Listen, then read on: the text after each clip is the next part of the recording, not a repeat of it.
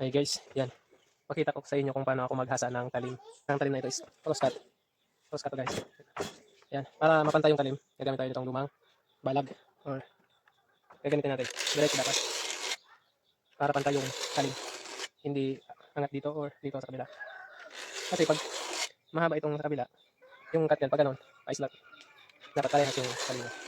Standard, yung pangputol lang, yung pang finish lang. Ganito lang ito. Pagkasa. Cross cut, ganito guys. Yan. Ganito. Titingnan nyo yung dulo, wala na puti.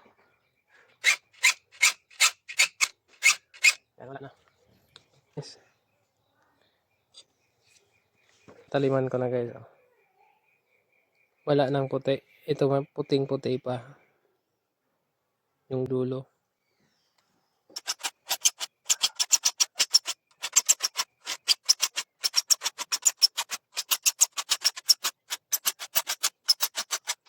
Ito lang ginagamit ko guys is slim typer.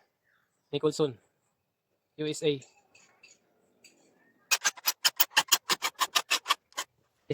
Testing natin. By the way, ito pala guys, pinahasa lang to sa atin.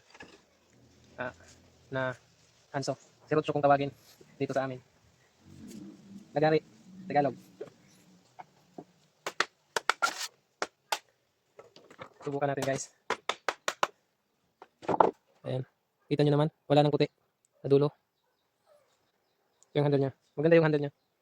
Subukan natin dito.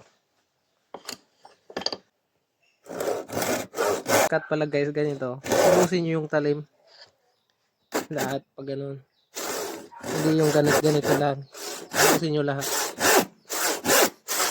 Para tama yung yun.